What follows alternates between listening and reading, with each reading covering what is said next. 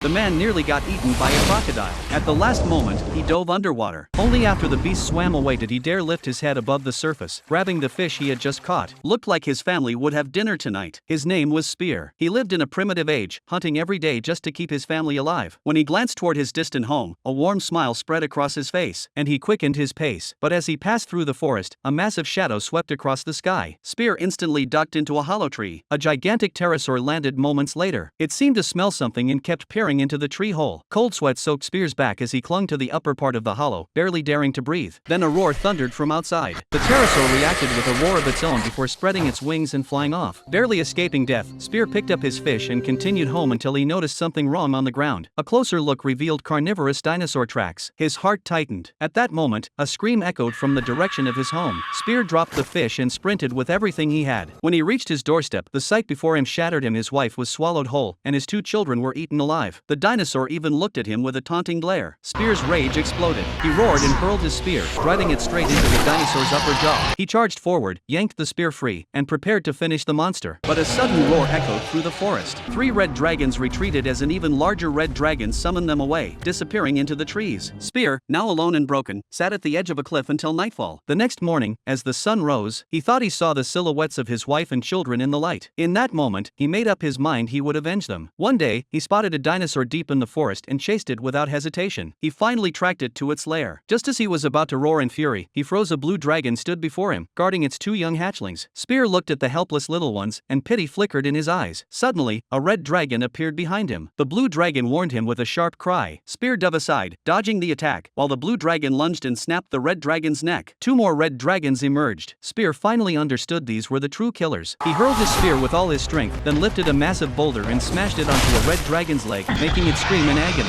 The other red dragon lunged for the blue hatchlings, but the blue dragon clamped down on its jaw and tore the upper half clean off. The crippled red dragon tried to crawl away, but Spear drove his spear straight through its body. The 2 little blue dragons ran to him, nudging his legs as if thanking him. But then, an enormous red dragon appeared. Spear instinctively kicked the hatchlings aside, not expecting them to become the new target. The blue dragon roared and tried to shield its young, but the giant red dragon swatted it away with a single blow. The 2 helpless hatchlings were swallowed whole. The blue dragon wailed and charged, only to be pinned to the ground with ease. Spear seized the moment, stabbing the red dragon's foot and freeing the blue dragon. Man and dragon fought side by side, but the red dragon was far too massive. Brute force wouldn't work. They needed strategy. Spear climbed onto the blue dragon's back. With its agility, they circled behind the red dragon. Spear leapt high, gripping his spear with both hands, and drove it straight into the back of the monster's skull. The red dragon let out one final scream before collapsing. Spear had avenged his family, but he had nothing left. He walked away from the battlefield, heading toward the beach. Just then, he heard something behind him. He turned. It was the blue dragon. It lowered its head, as if asking to stay by his side. Spear understood. And so, the first dragon rider in human history was born.